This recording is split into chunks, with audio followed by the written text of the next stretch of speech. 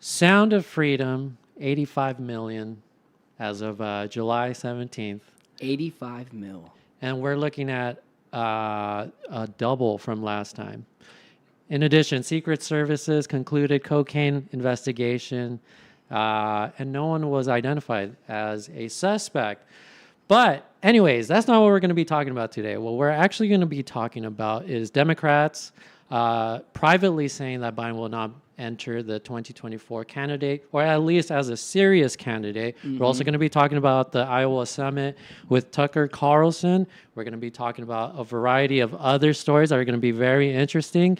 But before you do, don't forget to follow, subscribe, get on all of our Instagram, get on Twitter. That's where we're going to be more active as well.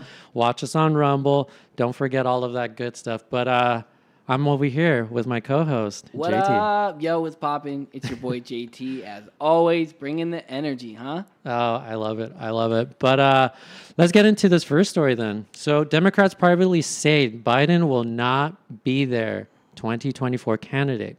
Aides say party leaders are looking for other candidates to replace Biden on the ticket. As speculations continue to mount over whether President Joe Biden might be replaced as a candidate in 2024 election, Democrats are now quietly admitting that Biden will not be on that ticket. What are our thoughts here? Here's the thing. If Joe Biden doesn't run, I want to know who is going to run. Who do you think is going to run against Joe Biden, an incumbent president who was also a vice president and a senator for more than 20 years? Dude, yeah. And I mean, this is something that I was talking to my wife about, is that we don't know much of the Democrats, like what's going on over here. All we know is that Daddy Biden, well, grown man Biden, is allegedly, No, it's Daddy Biden. Although now we're hearing that maybe they're going to be Xing him out. We know RFK is the Democratic, running as a Democrat as well, but the media is shitting on him as well. But and then there was one more individual, Marianne Williamson, who That's right. I'm personally, although my politics lean against her, I'm quite the fan of Marianne. Are you? I don't know much about her. She's a hippie. She's a hippie? I love it. One of her signature things was saying that right now we're caught in a battle of good and evil. And as a spiritual person, in order to get rid of all the bad karma the United States has, which she lists as things such as, slavery, civil war, the Iraq war, in order to get all over these things, we have to make reparations to those people. And so she's offering to pay every black person in the United States $50,000, which is crazy. But that is pretty well. I like the idea behind it, though. Like, I like the thought. Implementation kind of misses me. Yeah. But this article does point out somebody who is a super controversial pick to replace Biden as the presidential pick. And his name is Gavin Newsom. Gavin Newsom. Who would have thought, man? Yeah, I mean, for me, I thought that was pretty predictable. I thought Gavin Newsom was definitely going to be one of the potential candidates. And again, I mean, it's not like they've actually announced anything, but everyone's speculating. I know a lot of speculation goes around. Michelle Obama, Oprah, even as going Oprah's as far been as around Oprah. for years, but man. No, exactly. And then again, all we have is RFK. And then Marianne Williamson. And man, look at this this amount of Republican candidates over here. We got Ron DeSantis, of course, potentially Larry Elder. I don't know if he actually came out saying if he is running, but we also got like Nikki Haley. We got Asa Hutchinson, which Tucker Carlson destroyed this guy. Well, not destroyed, all of them. And we'll slightly. talk about it in a second. He destroyed 90% of the party. Yeah, and we got like Perry Johnson. I mean, like the list goes on, but like, man, where's the Democrats? But to talk about that, we want to put and prop Gavin Newsom. Like, that's pretty wild to me in the sense, like, well, let's look at your state, you know? What about California do you hate? Oh, man. Well, the list could go on and on and on there. Give us like five. What are 5 things that Gavin Newsom has done that you don't like in the state of California? Oh, man. Well, for me, it's going to be simultaneously a matter of opinion as well as that's just like the empirical data that's there. He's doing terrible about the homeless. So number one, homeless. Homeless. Early release of convicted felons with an executive order, easier for the release of those convicted felons with little transparency. So that's 2. Education is terrible. So like 2/3 of California, student failing to meet all kinds of standards within the education in California. Businesses, so like fleeting. So we see like everyone in San Fran leaving San Francisco. I mean, but everyone's rushing over to Florida. And then another one, in my personal opinion, this one, and I'm sure a lot of people might agree with this one, is he has that the suggestion for the 28th Amendment, where it's basically just ban all guns, which is contrary to our Second Amendment. But like, okay, it's quite literally an amendment on an amendment. Yeah. I really, though, if I was a Democrat, I really don't have a problem with Gavin Newsom running. Because if I'm a Democrat, he stands for everything of where the Democratic Party is, right? He believes in reparations. He's, pro public school choice. He's anti-gun. He's really, I would say, as a Democrat, he's very strong on social issues. But I would say he's even more stronger on economic policy. I mean, you go to California and you're taxed up the wazoo. I mean, I know my stepbrother moved from California to here. He was making, here is in Arizona, by the way. He was making about $120,000 in California, bringing home about $50,000. He comes over to Arizona, makes $80,000, and is keeping about 72, 73 of it. So he's making way more money with a less salary job because California is so expensive. Yeah. No, exactly. Yeah. I mean, we could talk about this man for a while and all of his trials and tribulations. But however, he puts himself in the spot, I feel. I mean, obviously, he's catering to the woke mind, his woke followers, and the people who like to structure their lives and orient themselves on this hypothetical compassion, because it seems like everything's about compassion. But I mean, me personally, I don't see compassion as a virtue. I see more. You don't? Wait. It more. You don't see compassion as a virtue? Absolutely not. Okay, let me explain. Sideline the political talk. I want to hear, why don't you define compassion as a virtue?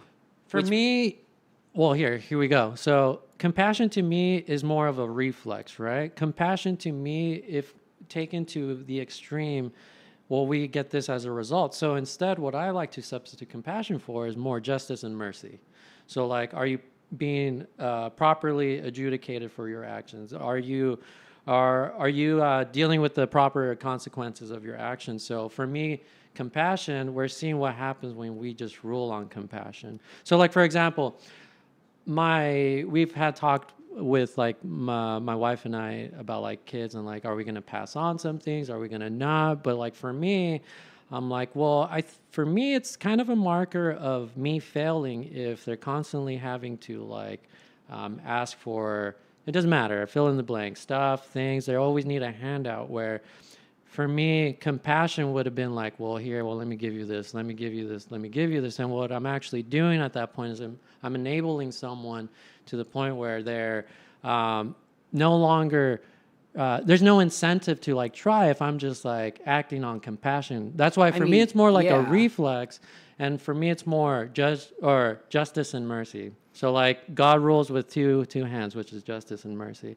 I think those are the actual, in my opinion, okay? Those are like the true virtues that supersede compassion. If that makes sense. I would actually argue that compassion is a superseding virtue over justice and mercy, because compassion can be found in justice and mercy, right? Like, and compassion is what I would call an umbrella term for a lot of these emotions which seek to gratify somebody else's ego or be sympathetic towards someone else's belief. Stuff like gratitude, being sympathetic, being empathetic, but you can all bundle that in compassion. And so compassion is most definitely a virtue, and it's a virtue because every religion in the world talks about it. Catholicism talks about it, Buddhism talks about it, Hinduism talks about it, the Quran talks about it. All of these different religions talk about compassion being a virtue and something to be striven after for. I don't think justice necessarily is always something to be striven after for. but I do think mercy is. But I don't think you'll find anybody who will disagree that compassion is something that you shouldn't be chasing after. Mm-hmm. Yeah, for sure. I just sort of see it that way. I feel like at the moment we've had an excess of compassion. Oh, so maybe no. that's the proper way. So then I understand your point. If you're saying what you pointed out to me, what I was hearing from you was all the negative downsides of what too much compassion in a society looks like. Yeah. And it looks like what we have. You're over compassionate at the neglect of your own needs, or neglecting your own needs in favor of the collective needs. Exactly. So that's more the sense where I'm seeing. I'm behind that, buddy. So like compassion to me is that, and like a lot of our, for example, a lot of our legislation that Democratic side is trying to propose, and sometimes the right as well gets on board. Like whenever we're introducing a new bill that's on like a hypothetical compassion, like saves the puppies act or whatever. Save the turtles, buddy. So right now I feel like we're seeing what happens when compassion goes to an extreme. So there's always obviously the middle ground, the balance between compassion, and that's why I see the middle aspect is the compassion where. The other extremes would be like justice and mercy, and giving too much mercy all the time. It's like, well, now you're just going to enable someone. Right. But that's kind of like another conversation. But that's sort of the way I see it like that. Yeah. So I guess to withdraw a little bit of what I said, compassion is a virtue, but we got to understand that virtues in excess could turn into vices. You need to. What he's saying, guys, is you need to balance all virtues. You can't just have an excess of one because it means diminishing the benefits of another one. Exactly. And also tying that into the article, I don't know if you saw when Newsom was on Hannity, when he had the interview with Hannity, he ripped Hannity to shreds. And I think what's really key about Gavin Newsom's interview with Hannity was it was a test for him to see how he would appear on media television against someone who's in opposition. And it functioned kind of like a semi kind of functioned as a semi-debate between Newsom and Hannity. And Hannity's an outright Trump supporter. So it was a really smart pick for Gavin Newsom to go on Hannity because it's a proxy for what it would look like as if he was debating Trump, which the left obviously knows that Trump is most likely going to be the president. Hence why we see so many different lawsuits and things going after Trump to prevent him from taking that Oval Office. Oh, for sure. I mean, the Biden administration is basically using the entire weight of like government and all these agencies to to try to convict, indict, or I guess indict then convict Trump and any political opponent basically in this race. And where is the justice on the other side? We had the whole scandal with the cocaine where apparently it just manifested itself in the White House. Yeah. And then, we know about the Hunter laptop story and also how they were suppressing the story, all these, 3 acronym institutions like FBI, CIA. I mean, as soon as Elon Musk took over Twitter, we started to find out through the Twitter files how they were explicitly saying how they were censoring, and also Facebook, a lot of information. But all these people are in cahoots with each other. But yeah, I didn't see what you're referring to though. However, but you're absolutely right. I think that was a good, at least to check the temperature of like how it's going to be. Right. As soon as you start debating, assuming there's going to be a debate, what is going to be to debate the final boss, which is Trump, which I cannot wait for. I mean, we'll get to this later in the podcast when we go over poll numbers, but I really don't think that Trump is going to be the nominee. I have a hard time believing it.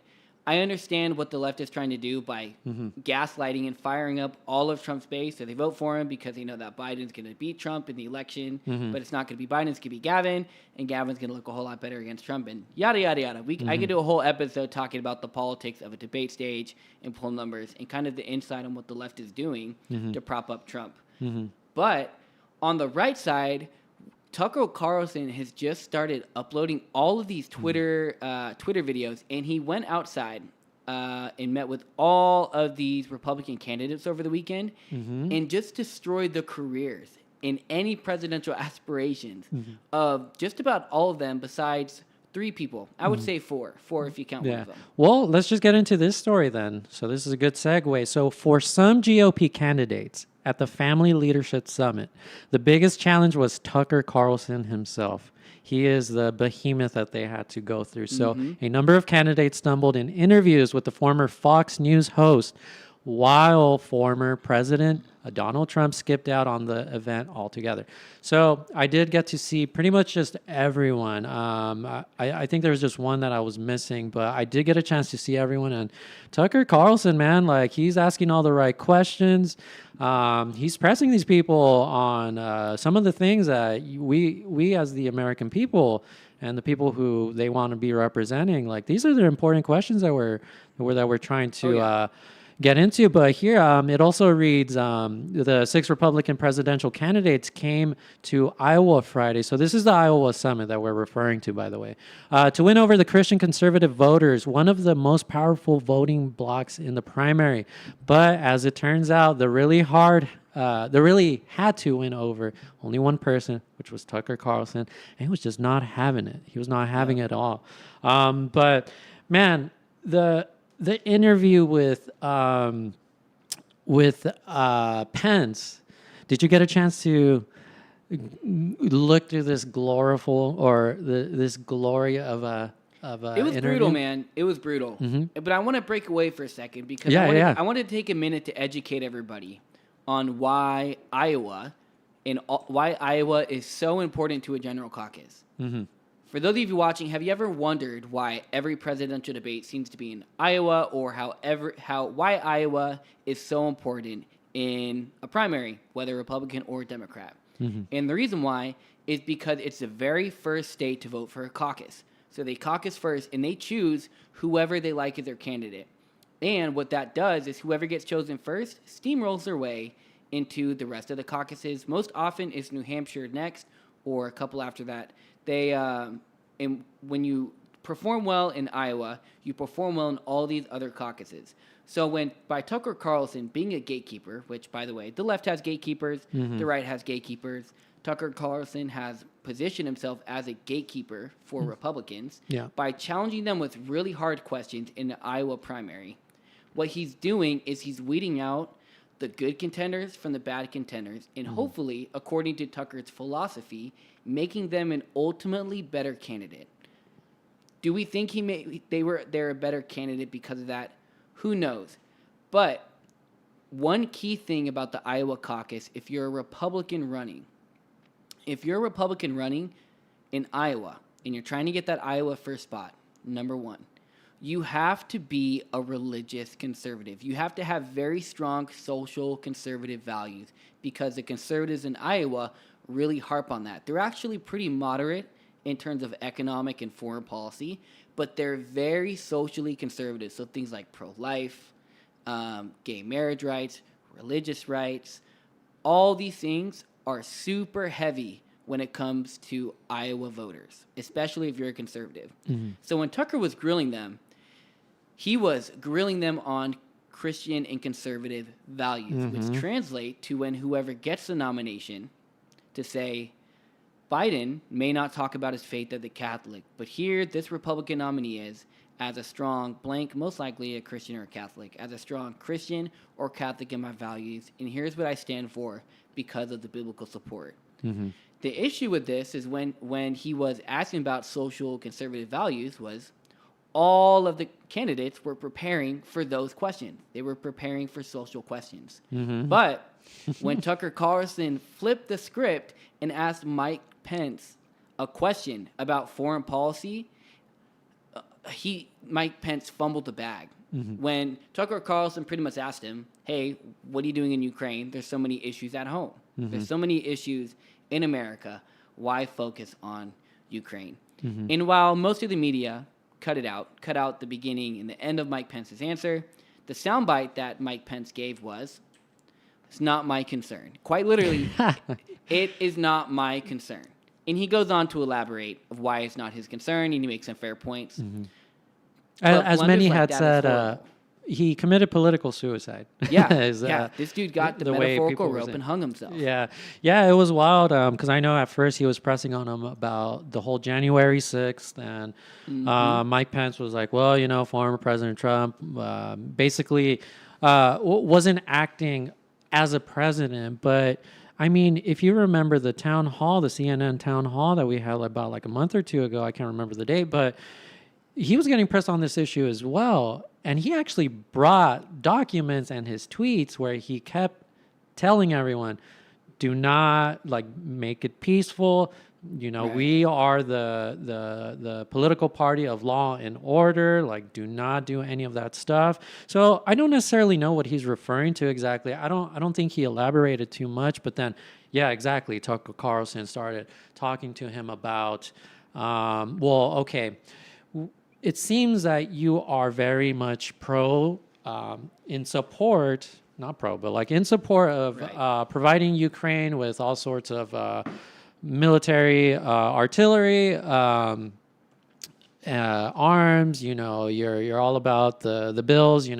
Helping them out financially. I mean, I think the last time I checked, I think we're somewhere in the hundreds of billions of dollars in aid to Ukraine. But he was talking to him about that. He's like, here we have, for the last 3 years, been struggling, especially with COVID, where we're seeing inflation and greater numbers that we've ever seen, gas prices, et cetera, et cetera. But yet you're more concerned about having to protect a border over there that's overseas in an area and in a geographical area where half of the population here in the United States couldn't even tell you exactly where that place is located. And so what's all that about, Mike Pence? And that's what he was drilling him on. And that's when he so famously and notoriously committed political suicide. Oh, yeah. But he brings up a really great point, and a lot of great points that a lot of conservative people on the right side and the more middle of the ground Democrats, there are a lot of them out there, but I think we're having the radicals are the ones with the loud voices. So, the loud voices tends to mute the more moderate ones, but that's a great point. Why are we so hell-bent and focused on, giving so much military aid, financial aid to a country who we can't even, or the majority of, or at the very least, half of the population has no idea where it's located. We're so worried about those borders, but yet, just more recently with the whole Title 42 and, with a bunch of immigrants storming through Texas that we had around May, but we're not concerned about those, Here we have an issue where the American people are dying from fentanyl. They're having financial crisis, contrary to what Biden is, proclaiming about, we've had more businesses open up. It's like, no, buddy, it's because you closed them for COVID, and now you're aggregating the numbers. Now, once you actually let them open, you're considering those as new jobs and new employers. And now, buddy, I'm sorry, but Tucker Carlson made a great point that he kept drilling into Pence over here, which again, so beautifully and masterfully. This was a masterclass on how to commit political suicide, and to give him, the benefit of the doubt. Maybe that's not what he meant. I think he was more trying to address the more previous question. However, in the sequence in which he answered, he did not look good for the American people at that moment. But I think it. Listening to that Tucker Carlson interview with Mike Pence. What he's really saying is, how much time should we be spending on Ukraine? Right. That's what it's coming out to. And you're getting a variety of answers from the Republican Party. Pence is saying we should be spending a lot of time over there, ignoring our own issues at home. Donald Trump is saying it wouldn't be an issue in the first place if I was president, which is ignoring the issue. Vivek Ramaswamy saying, okay, well, no, how about we cut a deal with Ukraine and Russia and then get out of the conflict? Nikki We're going to have to compromise. Saying, how about, no, we need to go balls deep in the conflict. And so there's a really big issue on the Republican Party because they're all so set on their physical issues, like their economic policy, taxes, tax breaks for the rich, all the dumb stuff. But they're not set on how far they want to take social conservative traditions, and they're not set on how interventionist they want to be in foreign policy. And by the way, if you don't know what an interventionist is, it's what a term political scientists use when another nation interferes in another nation's politics or wars. And I think a question to you, Eddie, would be, how much should we be getting involved in Ukraine? I don't know, man. I don't know if I know the answer to this because, there's different ways that we could go about it. It's not like we're absolute and we have to choose one, I think you do. You do, ultimately, we're going to have to choose one. You're either in or out. No, absolutely. What I'm trying to say is, like, I don't know what the right answer is here. You do know what the right answer is. Well, I mean, the right answer for me would be no, not at all. Like, hey, we have problems here. There's actual, like, our people here. We're struggling over here. We're seeing all this aid going overseas for war, and Trump did say, if I were to get in there, I'd end it immediately. And again, to refer to the town hall with CNN, he kept postulating where, I don't remember her name, but she kept pressing him on, like, who do you want to win, Ukraine or Russia? Yeah, I don't remember you talk about the CNN anchor. Yeah. I don't remember I forgot her name, but wild. But she kept mentioning, like, well, give me an answer to who do you want to win, Ukraine or Russia? And he masterfully said, like, a great response, by the way. I don't like the framing of it. You're trying to push me to I answer. don't want people to die. Well, exactly. That's what he said. That was his quote, but like he didn't agree with that framing. Because he did say, I don't think in terms of losing or winning. I just want to make sure that people stop dying. And that is the appropriate, exactly like that. And that's not like from a position of weakness. I mean, I believe him when he says, like, if I were to get there, this would end immediately. I mean, he did threaten China, like, you do something, you mess with us, I'm bombing Beijing. He dropped bombs in the Middle East to prove a point. Exactly. And then he also told Russia, like, you mess with us, Moscow, boom, you're done. So, like, I get it. It's posturing. It's military posturing. And, you have to do that sometimes. But, like, that was the thing about Trump. He was a wild card. And that's why Putin had, respect out of, that he was that wild card, just as Putin is as well. But he came from a position of, like, look, man, we don't want any more dead bodies here. What we need to do is just figure something out. Come to peace. If that means we both have to compromise, like for example, we know Russia. What Russia really wants is the Donbass region. Right. They want the land bridge that goes into Crimea, so they have access to the Black Sea. So, and this is something that Vivek was also talking about. He was like, "Look."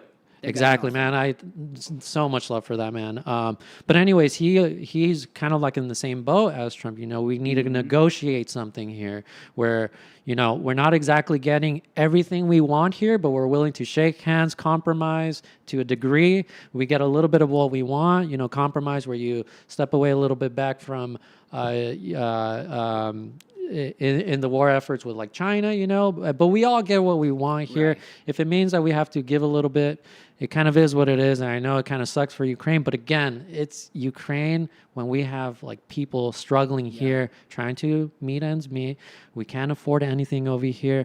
We have an energy crisis going on over here that's making our gas prices go up. We don't have enough produce it's been getting a little bit better, but you know what I mean? Like, we've had to struggle here, and our main concern, at the very least for the Democrats, our concern is to just keep giving money, fuel the war, fuel it, disregard our border. At this point, though. Yeah. It's way more than money at this point. We just gave them cluster bombs, which we talked about last podcast episode, which, by the way, after this episode, if you haven't watched that episode, just scroll to, like, maybe the last 15 minutes. We talk about sending cluster bombs to Ukraine and how it's a possible war crime. On top of that, just this week, Biden is activating the reserves to go into Ukraine. Yeah. So now not only are we providing them with money, not only are we providing them with artillery, we're now providing them with personnel. Yeah. And so what you're seeing now is a natural progression into World War III or IV, depending on what you believe. Yeah. I believe it's World War IV. But what you're seeing is a progression to another world war in geopolitical posturing. And so the question isn't, should we be in Ukraine? How much should the U.S. be involved in Ukraine? Instead, the question is, why is the U.S. being involved in Ukraine? That's the question. Because all our allies are already involved. But we're not in Europe. We're a totally different continent away. And I'm of the assumption that if we pay more attention to our own continent, like helping Mexico fix this issue with the drug cartel, right? Building better trade relations with Canada, lifting the poverty out of Central America, doing something about the drugs in South America, right? These are all issues that are much more pressing and closer to home. Yeah. But when you look at the details, we're already involved in Ukraine. Yeah. We already have personnel.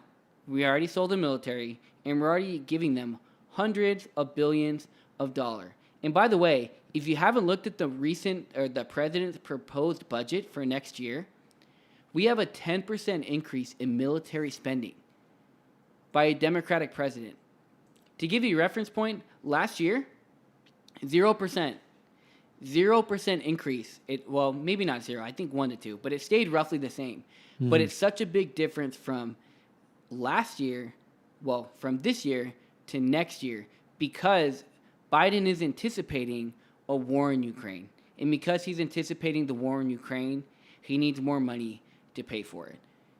And you're asking yourself, what does Biden's military budget mean for you? Well, it means higher taxes, higher intervention in internal government policy, which is a big fancy word for the government being in your life.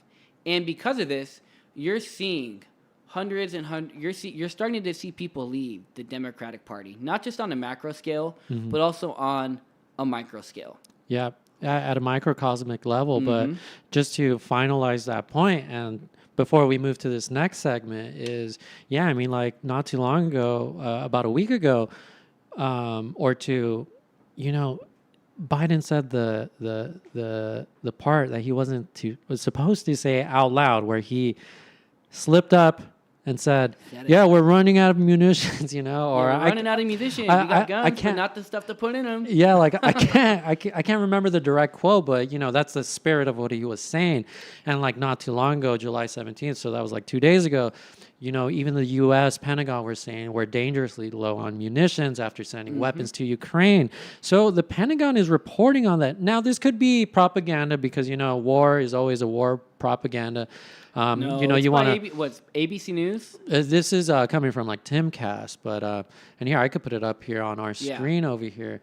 But I don't think it's propaganda. I've been hearing about this for a while. Yeah. So, I mean, we weren't planning on talking about this, but the U.S. dangerously low on munitions after sending weapons to Ukraine. Some low-key systems may take at least 5 years to replenish, think tank warns in detailed report.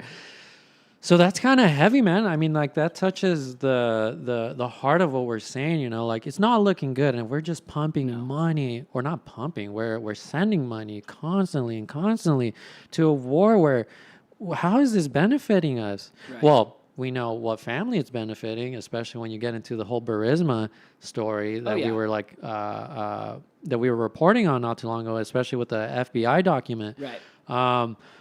It all makes sense after you understand that, but like, man, like this is not looking good. And again, I know, and I think you're right. Like, I do think that they're probably telling us the truth, especially if Joe Biden proclaimed that we are running out of munitions.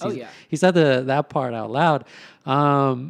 But maybe it's propaganda, to make us seem weak. But man, like everything that just keeps coming out of mainstream media, the White House, I just feel like we're definitely not leveraging from a position of of strength. That's sure. That's why you're seeing people leave the Democratic Party. Yeah. Right? Timcast just came out with a new article, and I'll read the title of this article super nicely. It's our next article we're going to talk about. Oh yeah.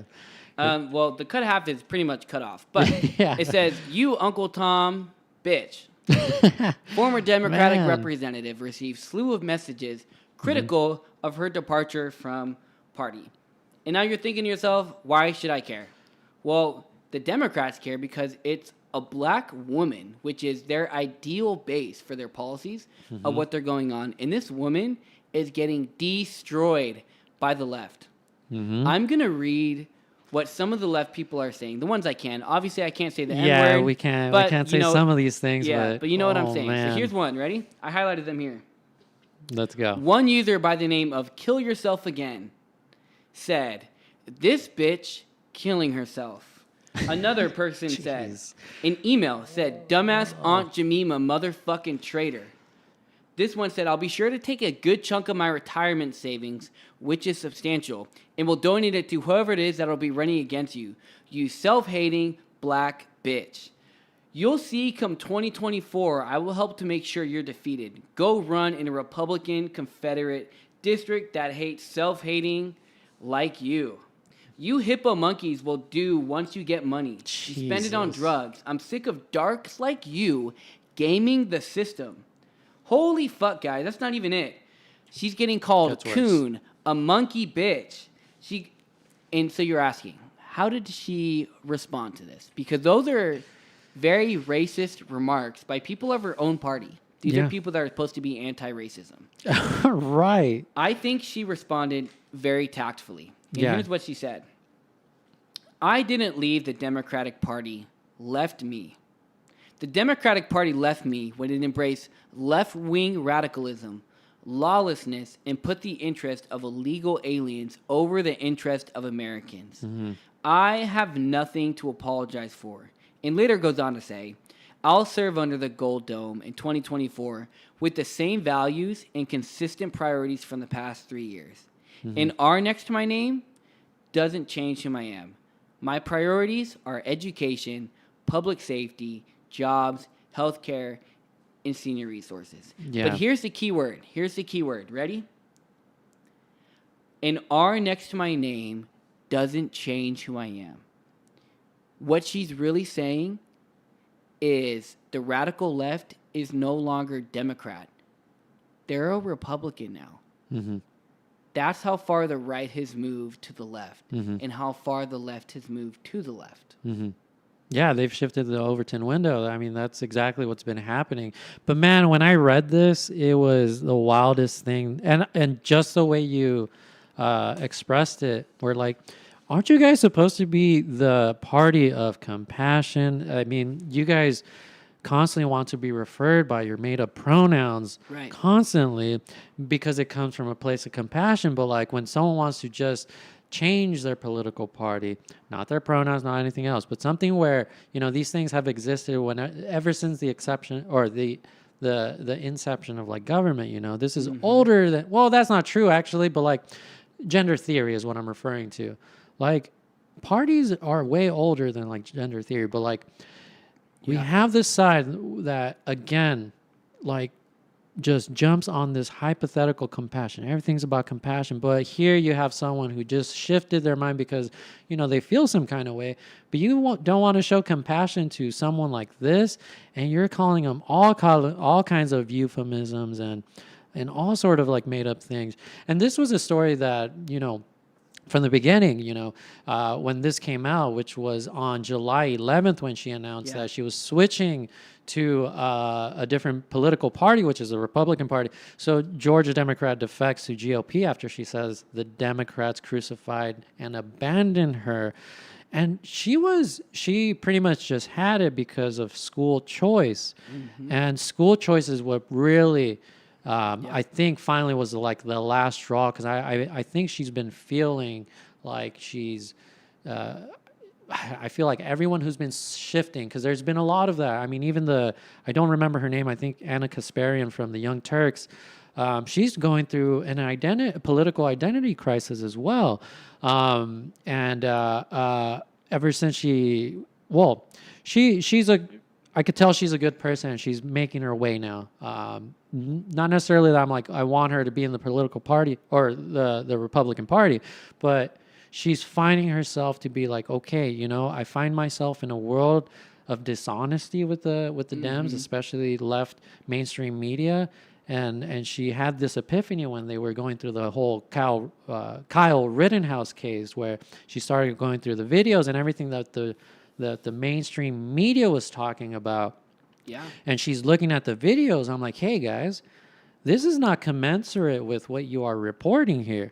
So she started to have a little epiphany. I mean, that's just one example, but now we have Minor over here, and I'm highlighting it over here, where one critic said Minor lived up to the N-word. I'm like, wow, man. Yeah. So this is really tough. I was going through with this with my wife, and man, this was almost difficult to read. But just very quickly, I want to read to you guys what she said, because she was the reason we know about this is she posted her DMs. And so let me see if I could find it here. But like, yeah, I think I might be actually just going through that. exactly. What concerns you? What concerns you? What are your priorities? I think someone was taking a survey here, and someone wrote killing or this bitch killing herself. Just How would brutal, you man. like to help? Convincing conservatives and their dipshit children to commit suicide is the greatest service one can offer to humanity. And this is coming from the side of compassion. So Yep. it's tough. We It's talk hard a to read. lot about, well, we've only done one other episode, so you can say it's a lot. But we've done an extensive amount of coverage so far about the war in Ukraine, about World War III, possibly World War IV. But what we never talk about is the incoming internal war of a civil war. Yeah. This is just the beginning, guys, right? You don't see people switch parties a lot. I know many people in my personal life now who 5 years ago were very liberal. And now they're coming out and saying, okay, well, like, that's what the liberal policies are, is going a little too far for me. So what you're seeing now is not the Great Reset, which is what everybody tells you to do at a macroeconomic scale. If you don't know the Great Reset, the reason why That's many a rabbit hole conspiracy on its theorists own. say COVID happened was to reset people, to get them in their homes, so when they come out of their homes, they're a brand new society. That's essentially what the Great Reset is. Basically bring everyone down to zero. Right. And the World Economic Forum acknowledges the Great Reset. They say, they literally title, for the past 3 years, they've titled all of their meeting the Great Reset. But what we don't talk about in America is the Great Divide, where now you're on social media and it doesn't function like a social platform anymore. Instead, it focuses and functions like an echo chamber, where now you're just listening to yourself over and over and over again until somebody agrees with you. Then they bring their friends to agree with you. And before you know it, you're in an echo chamber with your own thoughts, going so far to your own thoughts that you're neglecting an open-minded perspective of the other side. What she's doing here is opening the door. You know how many black conservative Republicans are in Congress? It's less than 5. Off the top of my head, I believe it's 2 or just 1 Republican. There's not many black conservative men as well. There's not. So to have a black conservative woman who is the ideal Democratic voter,